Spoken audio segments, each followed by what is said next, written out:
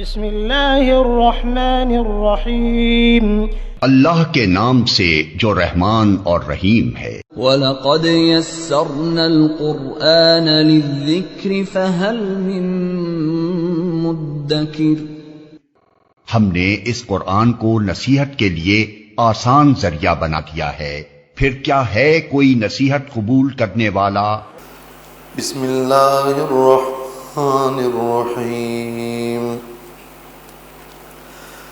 ان المسلمین والمسلمات والمؤمنین والمؤمنات والقانتین والقانتات والصادقین والصادقات والصابرین والصابرات والخاشعین والخاشعات والمتصدقین والمتصدقات والصائمین والصائمات والحافظین فروجهم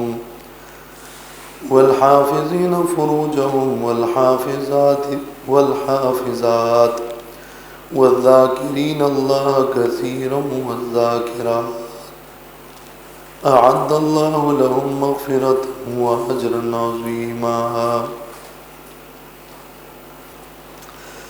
یہ سورۃ الاحزاب کی آیت نمبر 35 ہے اور ایک بہت بڑی جامع آیت ہے۔ حضرت ام سلمہ رضی اللہ تعالیٰ عنہ فرماتی ہیں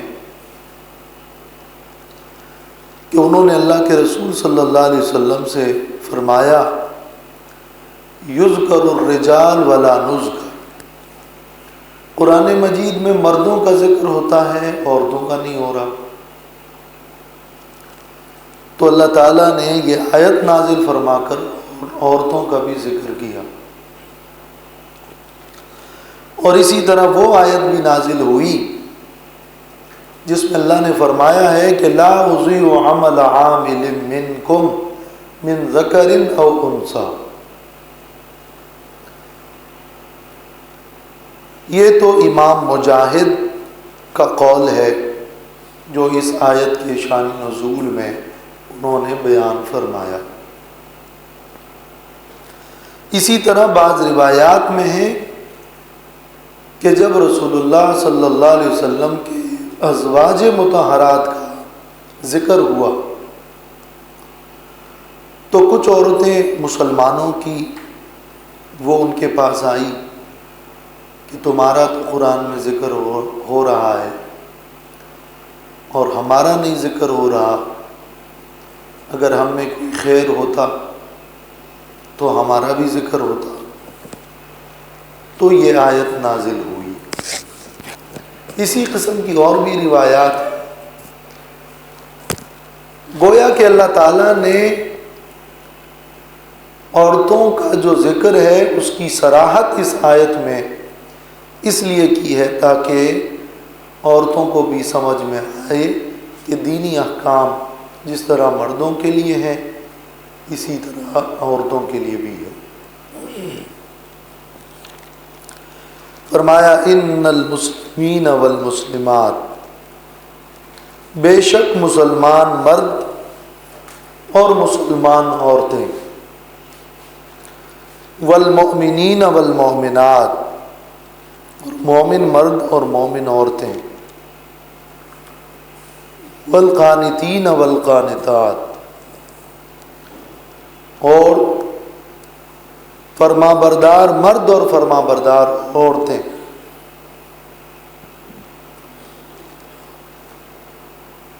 اور اطاعت گزار مرد اور اطاعت گزار عورتیں، والصادقین والصادقات،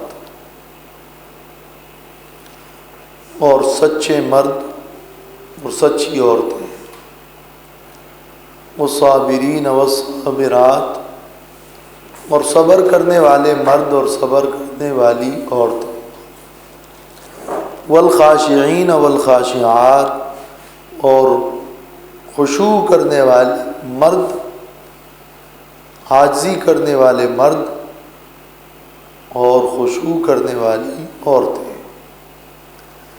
والمتصدقین والمتصدقات، اور صدقہ کرنے والے مرد اور صدقہ کرنے والی عورتیں، والصائمین والصائمات، روزے دار مرد اور روزے دار عورتیں، والحافظین فروجہم، اور اپنی شرمگاہوں کی حفاظت کرنے والے مرد، والحافظات، اور حفاظت کرنے والی عورتیں، والذاکرین اللہ کثیرا، اور اللہ کو یاد کرنے والے کثرت سے مرد، والذاکرات، اور ذکر کرنے والی عورتیں۔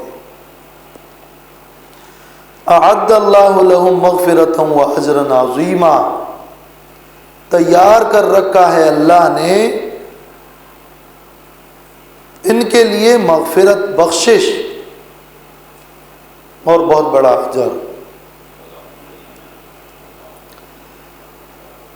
گویا کہ ان صفات میں سے ہر صفت کی یہ فضیلت ہے کہ اس کے ذریعے سے مغفرت بھی ملتی ہے اور بہت بڑا اجر بھی ملتا ہے۔ کوئی شخص چاہتا ہے کہ ان کے گناہ معاف ہو، ان پر اللہ پردے ڈال دے، ان کی مغفرت کر دے، ان کے گناہوں کا کفارہ ہو جائے، تو وہ اپنے اندر ان صفات کو پیدا کرے، اور یہ صفات اور ان میں سے ہر صفت اللہ کے ہاں ایک بہت بڑا اجر رکھتا ہے۔ اس لیے اس آیت کی ان صفات کو سمجھنا ضروری ہے کہ یہ کیا صفات ہیں۔ ان میں سب سے پہلی صفت ہے اسلام کی، اور ان صفات کی ترتیب میں بھی ایک خاص قسم کا ربط ہے۔ تو سب سے پہلی صفت ہے اسلام۔ اسلام کا مطلب ہوتا ہے تابع ہونا۔ کوئی شخص اللہ کے حکم کے تابع بن جائے، یہ اسلام، یہ ظاہری انقیاد ہے، یہ ظاہری تابعداری ہے، یہ اعضاء کی فرما برداری ہے۔ تو اس کے ساتھ مومن اور مومنات کی صفت ہے کہ یہ جو ظاہری انقیاد ہے اور اپنے آپ کو مسلم کہہ رہا ہے اور اسلام کا دعویٰ کر رہا ہے، ان کا یہ اسلام منافقانہ نہ ہو، بلکہ انقیاد باطنی کے ساتھ ہو اور ایک اندرونی یقین کے ساتھ ہو۔ ایمان بعد میں اور مسلم پہلے، حالانکہ ایمان کے بعد ہی تو باقی سب کچھ شروع ہوگا۔ جی، یہ جواب میرے اس انداز بیان میں ہو رہا ہے کہ سب سے پہلے تو جو چیز صفت نظر آنے والی ہوتی ہے وہ تو اسلام ہے۔ صفات تو ایک معنوی چیز ہے، ایک اندرونی کیفیت ہے، وہ نظر آتی ہے تو سب سے پہلے آپ کی ظاہری فرمانبرداری سے نظر آتی ہے۔ تو جب نظر آئی تو اس کے بعد بتایا کہ یہ جو صفات ظاہری اطاعت کی نظر آ رہی ہے یہ منافقانہ نہ ہو، بلکہ یہ باطن کی انقیاد سے ہو، تو اس کی تشریح شروع ہو گئی ایمان سے۔ گویا کہ ایک عنوان قائم کر دیا مذہب اسلام کا کہ ان الدین عند اللہ الاسلام، اور پھر اس میں مختلف کیٹیگریاں رکھ دی۔ وہ جو اس کے مختلف عبادات کی اقسام رکھے ہیں ان میں سب سے پہلے عبادت قلبی کو لے لیا، گویا ایک مجموعے کو عنوان دے دیا مسلمین والمسلمات، اور پھر اس کے اندر عبادت قلبیہ کو لے لیا کہ جو ایمان ہے، کہ تمہارا یہ جو پورا اسلام اور اسلام کا دین اور اس کا دعویٰ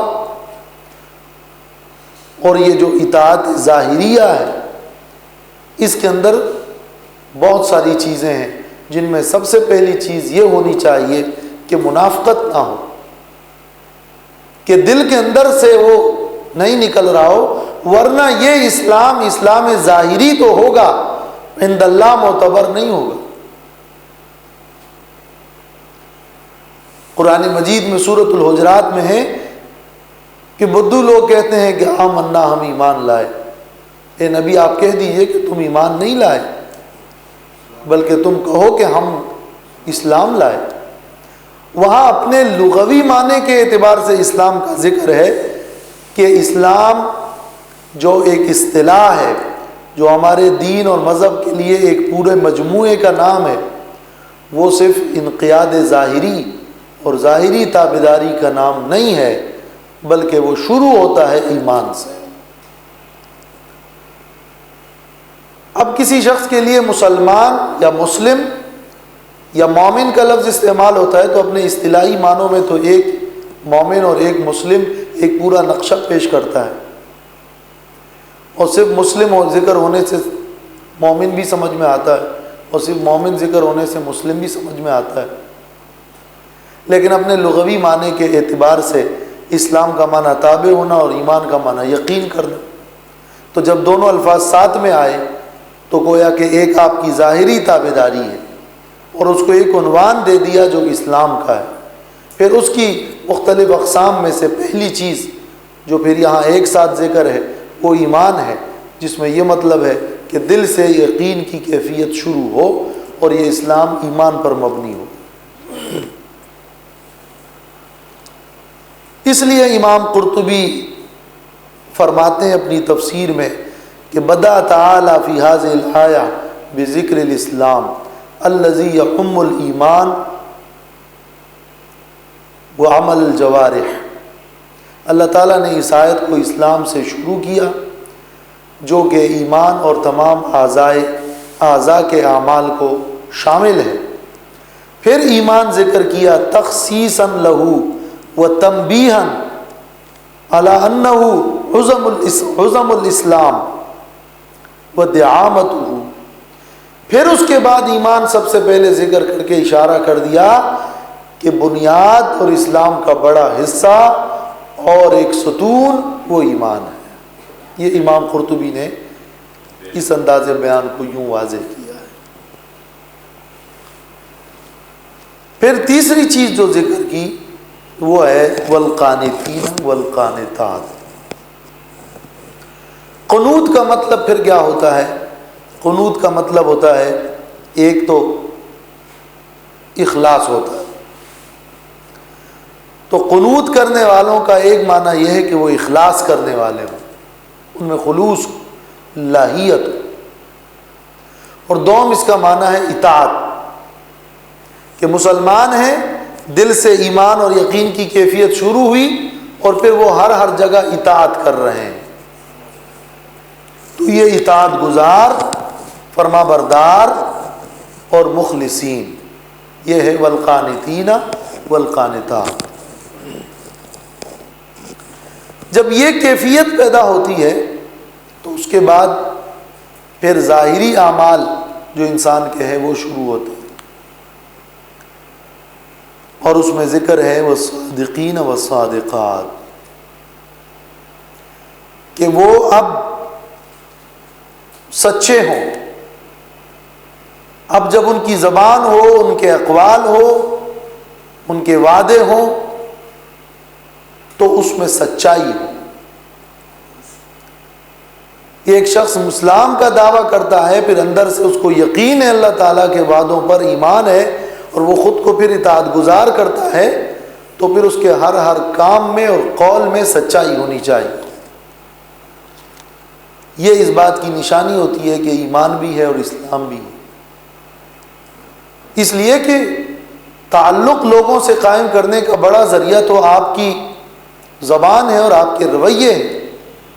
اس کے اندر جب دھوکہ ہو، وعدہ خلافی ہو، جھوٹ ہو، تو پھر وہ صدق نہیں رہا. تو اس لیے ذکر ہے والصادقین والصادقات.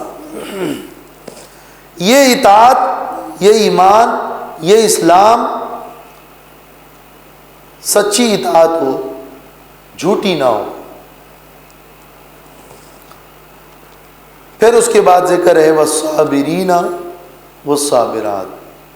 سچائی پر چلنا آسان تو نہیں ہے، اس پر چلنے کے لیے بہت کچھ برداشت کرنا پڑتا ہے، کبھی مالی جانی نقصان ہوتا ہے، تکلیفیں آتی ہیں اس راہ میں، تو پھر سچ کے ساتھ ساتھ جب تکلیفیں ہیں، مشکلات ہیں، تو اس کو سہ لینے کا نام صبر ہے۔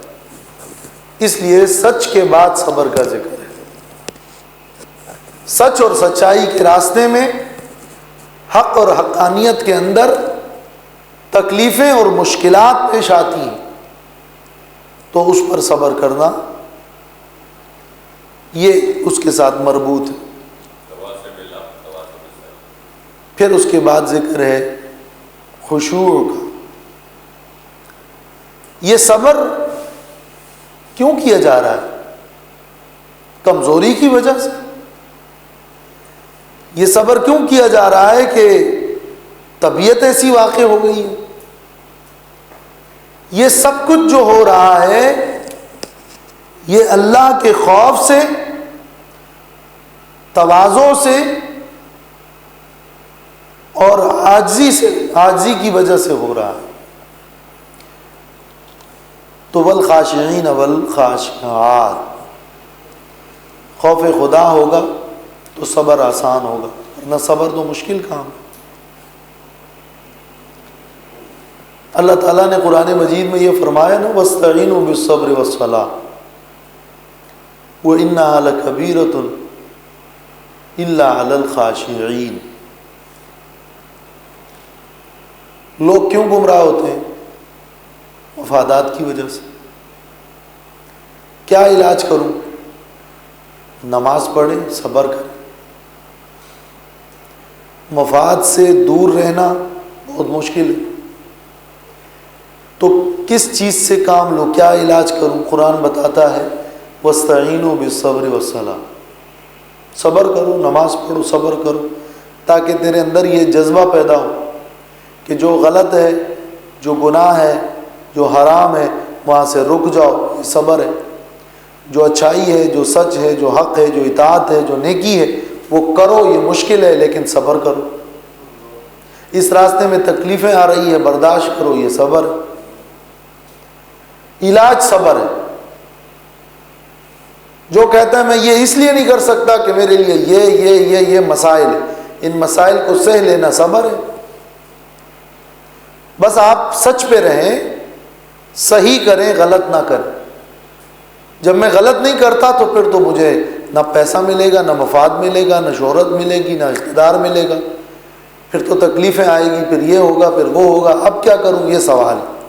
سب سے بڑا مسئلہ تو لوگوں کا یہ ہے، عمل نہیں ہو رہا۔ کیوں نہیں ہو رہا؟ اس لیے کہ بڑی تکلیف ہو رہی ہے۔ تو کیا کروں؟ اللہ تعالیٰ نے کتنے جامع لفظ کے اندر ایک بہت بڑے سوال کا جواب دیا۔ ایک شخص سوال کرتا ہے میں یہ نہیں کر سکتا، یہ نہیں کر سکتا، سب صحیح ہے، میں جانتا ہوں، مجھے پتا ہے، تو کیا کروں؟ جواب ہے صبر کرو۔ تو پھر اس پر ایک سوال ہوتا ہے کہ بھئی یہ کیا جواب؟ جو نسخہ بتا رہے ہو وہ نسخہ تو سب سے زیادہ مشکل ہے۔ جو نسخہ اور جو علاج ہے وہ تو صبر ہے، اور صبر تو سب سے مشکل ہے۔ تو سوال پھر میرا برقرار ہے کہ میں پھر صبر کیسے کروں؟ تو والصابرین والصابرات کے بعد کیا ہے؟ والخاشعین والخاشعات وَإِنَّهَا لَكَبِيرَةٌ إِلَّا عَلَى الْخَاشِعِينَ۔ صبر مشکل ہے، پتہ ہے، لیکن خاشعین پر مشکل نہیں ہے۔ خاشعین کیا ہے؟ خاشعین یہ ہے کہ دل کے اندر اللہ کا خوف ہو، جن کو یہ پتہ ہے کہ اللہ کتنا بڑا ہے، اور جن کو یہ پتہ ہے کہ ہم کتنے عاجز اور کمزور ہیں، وہ خاشعین ہیں۔ تو اگر آپ کے دل میں خوف خدا ہے تو صبر مشکل نہیں ہے۔ اگر آپ اچھلنا کودنا چاہتے ہیں، مستیاں چاہتے ہیں، تو پھر تو آپ کے لیے صبر مشکل ہے۔ اگر آپ عاجزی اور تواضع کرتے ہیں تو پھر آپ کے لیے صبر کرنا آسان ہے۔ یہ عاجزی کرنے والے، یہ تواضع کرنے والے، یہ خشوع کرنے والے، یہ اللہ سے ڈرنے والے، یہ کیا ہے؟ خاشعین ہے، اور یہ خشوع اس صبر کا علاج ہے۔ تو والخاشع کا مطلب کیا ہے؟ الخائف للہ، الخائف للہ۔ دیکھیں خوف کا عنصر اگر آپ نکال دیں کوئی کام نہیں ہوتا۔ یعنی اگر کوئی ڈیوٹی پہ جا رہا ہے، آپ اپنی ڈیوٹی پہ تو جا رہے ہیں، ٹائم پہ جا رہے ہیں، ٹائم پہ آ رہے ہیں، کیوں ٹائم پہ جا رہے ہیں؟ آسان ہے یہ؟ مشکل ہے؟ پھر کیوں کر رہے ہیں؟ آخر میں کچھ ملنے والا ہے، نہیں جاؤں گا تو یہ ہو جائے گا تو وہ ہو جائے گا۔ اسکول بچے جاتے ہیں، کوئی شخص ڈیوٹی ٹھیک کر رہا ہے، نوکر ہے، کوئی بھی شخص کام صحیح کر، کوئی نہ کوئی خوف لگا ہوا ہے۔ حتیٰ کہ بادشاہوں کے ساتھ بھی خوف لگا ہوا ہے، فوج کا خوف ہے، دوسرے ملکوں کا خوف ہے، پکڑے جانے کا خوف ہے۔ خوف کی وجہ سے بندہ سیدھا چلتا ہے۔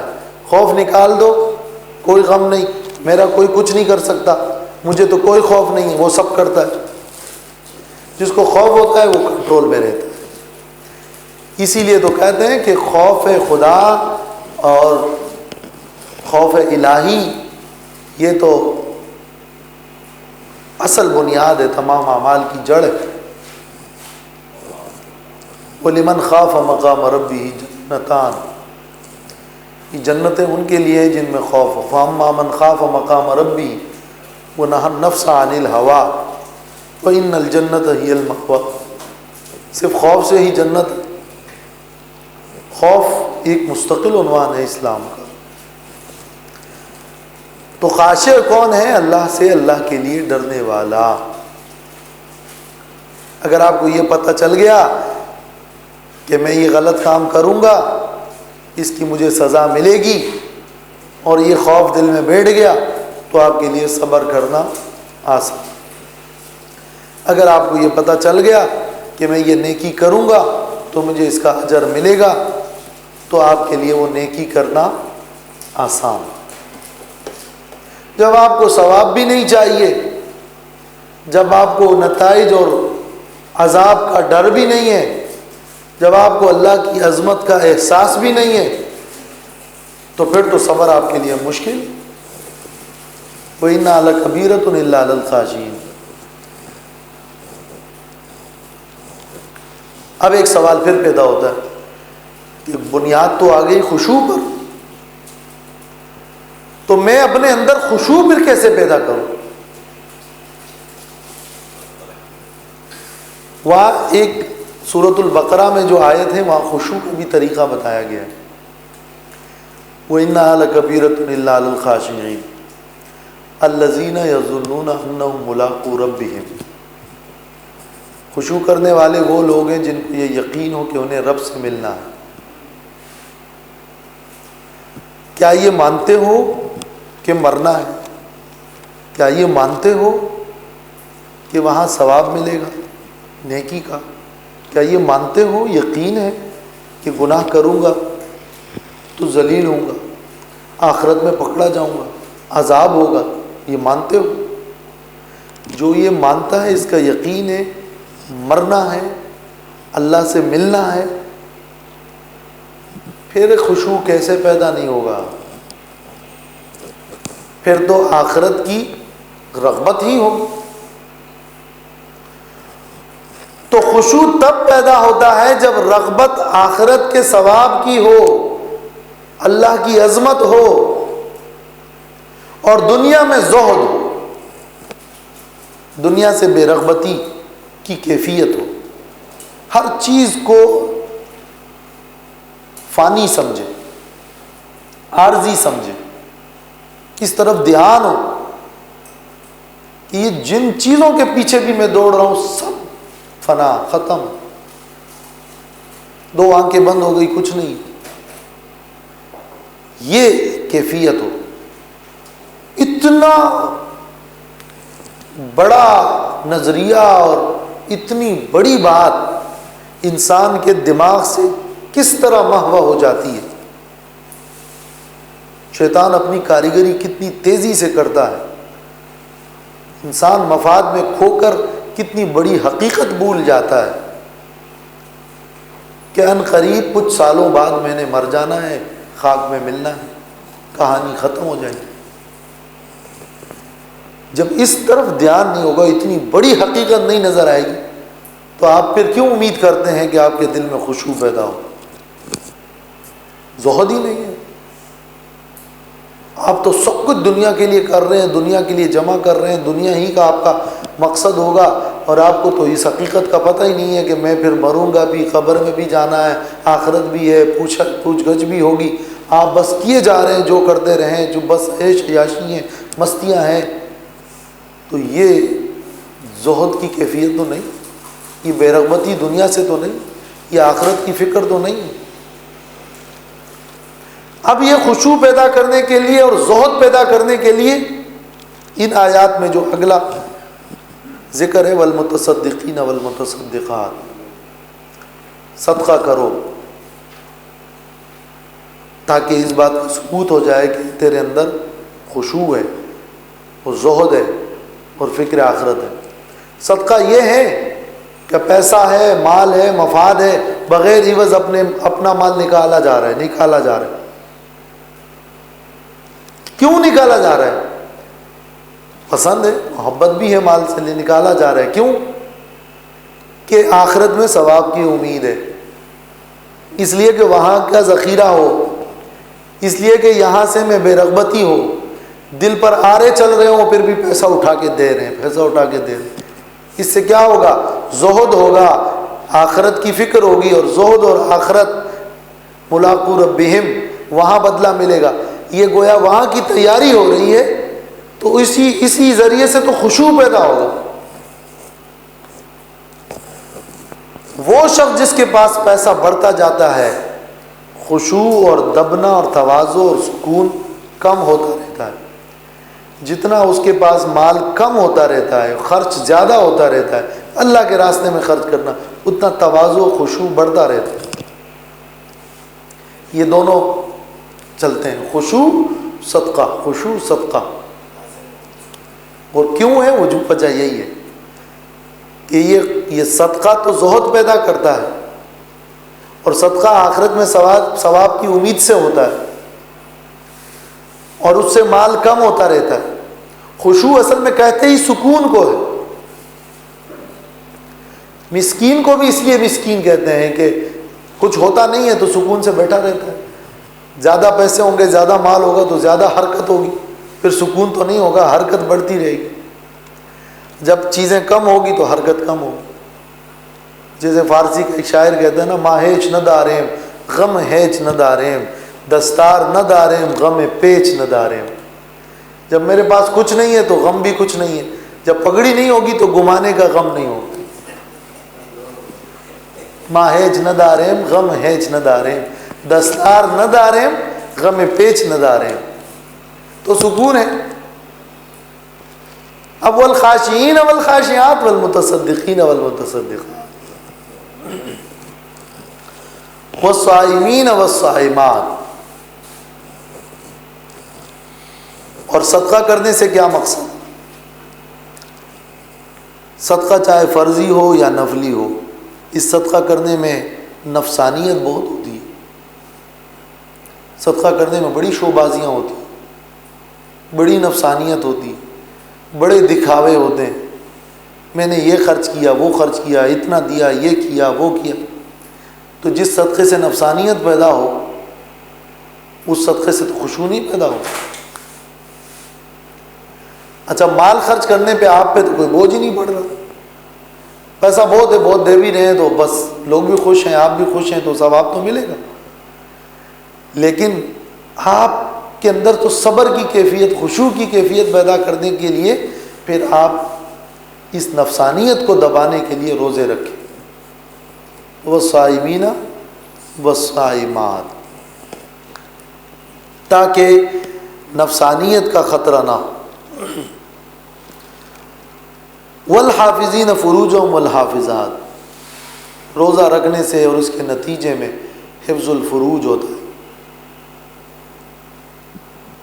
زیادہ کھانے سے تو شہوت بڑھے گی، کم کھانے سے شہوت کم ہوگی۔ دفع شہوت کے لیے روزوں کا مشورہ تو حدیث مبارکہ میں بھی موجود ہے۔ لہذا والصائمین والصائمات کے بعد والحافظین فروجہم والحافظات کا ذکر ہے، اور سب سے آخر میں ہے والذاکرین اللہ کثیرا والذاکرات۔ اس ذکر کا تعلق ایک تو حفظ الفروج سے بھی ہے جو اس کے بالکل متصل، اشارہ اس طرف مل رہا ہے کہ شرمگاہوں کی حفاظت کے لیے ذکر الہی ایک بہترین نسخہ ہے۔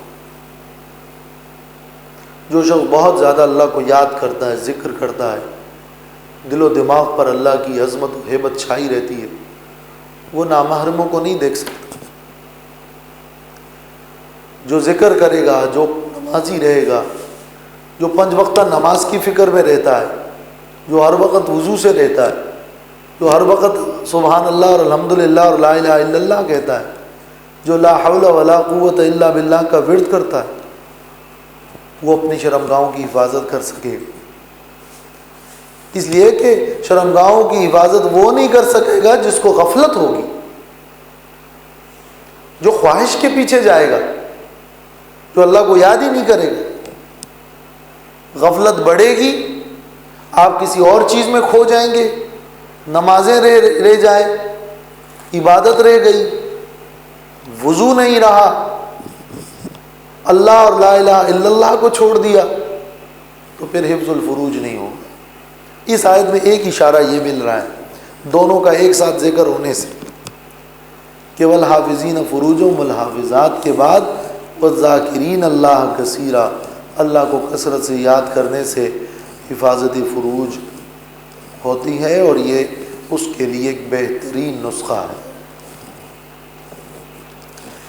لیکن یہ ذکر کو سب سے آخر میں لانے کی ایک اور وجہ یہ بھی ہے کہ سابقہ اور ماقبل میں ذکر تمام اعمال کو یہ ذکر شامل ہے۔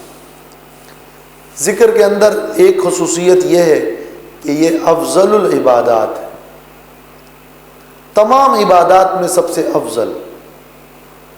احادیث مبارکہ میں یہ ثابت ہیں، اور ہم نے وَلَذِكْرُ اللَّهِ اکبر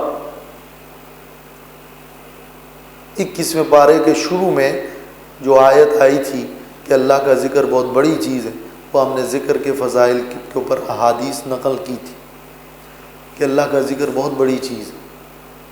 تو ذکر افضل العبادات، اور نمبر 2 یہ کہ ذکر اشمل العبادات،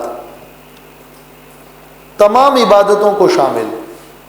نماز بھی ذکر ہے، اللہ کی یاد تو ہر چیز میں ہے نا، اللہ کی یاد نکال دو تو کوئی عبادت نہ رہے۔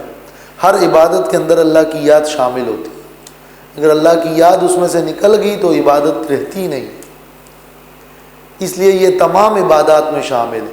تو جامعیت کی وجہ سے اس کا یہاں ذکر ہے، افضلیت کی وجہ سے آخر میں ذکر ہے، اور جامعیت کی وجہ سے آخر میں ذکر ہے۔ لیکن ذکر کی ایک بہت بڑی خصوصیت یہ بھی ہے کہ یہ ایسر العبادات بھی ہے، یہ تمام عبادات میں آسان ترین عبادت بھی ہے۔ ہر وقت اللہ کو یاد کر، سب سے آسان عبادت، یعنی دل سے یاد کرنا وہ بھی آسان، اعمال کرنا سب عبادات ہیں، لیکن زبان سے پڑھنا سبحان اللہ و بحمدہ سبحان اللہ العظیم، کتنے بھاری کلمات ہیں، لیکن زبان پر ہلکے ہیں۔ تو یہ ایسر العبادات یعنی آسان عبادت ہے، سب عبادات کو شامل بھی ہے، سب سے آسان بھی ہے، سب سے جامع بھی ہے۔ تو سب سے آخر میں لا کر کہا بس ذکر کر، تو ایک لفظ ذکر میں پورا دین داخل ہو سکتا ہے۔ اعد اللہ لہم مغفرۃ و اجر، بڑی بہترین ترتیب ہے، گویا کہ اس آیت کے اندر اسلامی خوبیوں کا ایک پورا نقشہ پیش کیا گیا ہے اور مربوط اور مرتب نقشہ پیش کیا گیا ہے، اور اپنے اندر صفات پیدا کرنے کے ذرائع اور وسائل کا بھی آیت کے اندر تذکرہ ہے۔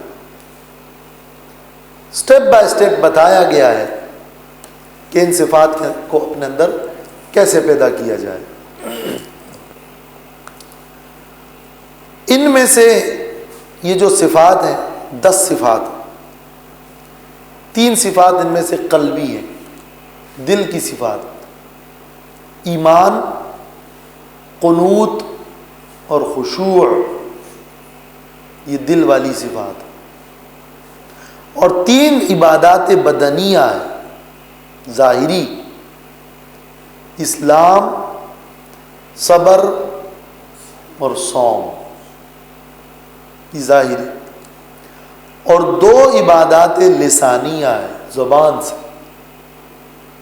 صدق اور ذکر، صدق صادقینہ اور ذکر، زبان سے بھی عبادات، اور ایک مالی عبادت ہے صدقہ، تصدق والمتصدقین،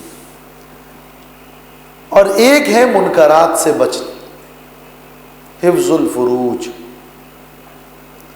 تو یہ ایک جامع آیت ہے۔ اللہ تبارک و تعالی سمجھنے اور عمل کی توفیق عطا فرمائے۔